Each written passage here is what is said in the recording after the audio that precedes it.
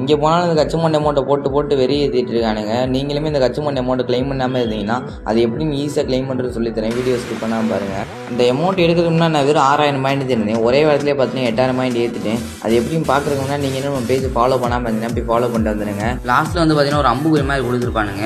அதில் வந்து பார்த்தீங்கன்னா நிறைய ட்ரிக் இருக்குது, அதை சொல்லித்தரேன் பாருங்கள். ஃபஸ்ட் எடுத்துன்னு வந்து பார்த்தீங்கன்னா ஒரு கிளாசிக் மேட்ச் வந்து பார்த்தீங்கன்னா ஸ்டார்ட் பண்ணிக்கிறேங்க.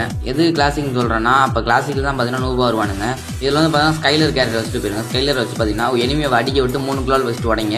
அதுக்கப்புறம் பார்த்தீங்கன்னா ஸ்கைலரை போட்டுருங்க. திரும்ப பார்த்தீங்கன்னா 3 குளோல், மொத்தம் பார்த்தீங்கன்னா 6 குளோல் உடையணும்.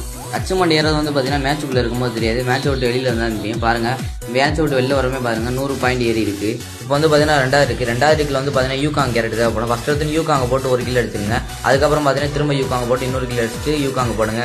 இப்போ மேட்சை விட்டு வெளியில் வந்து பார்த்தீங்கன்னா 100 பாயிண்ட் ஏறி இருக்கும். கரெக்டாக பார்த்தீங்கன்னா 3 வாட்டி யூஸ் பண்ணியிருக்கும் யூகாங் கேரக்டர். இப்போ வந்து பார்த்தீங்கன்னா 3ஆவது இருக்குது. இதில் வந்து பார்த்தீங்கன்னா டிமிட்ரி கேரட் வச்சிருக்கணும். இதில் வந்து பார்த்தீங்கன்னா உங்களோட டீம் நோட் ஹெல்ப் வேணும், ஓகேவா? இப்போ வந்து பார்த்தீங்கன்னா ஃபஸ்ட் எடுத்துனே பார்த்தீங்கன்னா எல்லாருமே பார்த்தீங்கன்னா ஒரு கிரேனேட் எடுத்துக்கோங்க. கிரேனேட் எடுத்துமே பார்த்தீங்கன்னா எல்லாருமே பார்த்தீங்கன்னா ஃபஸ்ட் எடுத்துனே உங்கள் ஃப்ரெண்ட்ஸ் எல்லாத்தையும் பார்த்தீங்கன்னா கிரேனேட் போட்டு சாக சொல்லிடுங்க.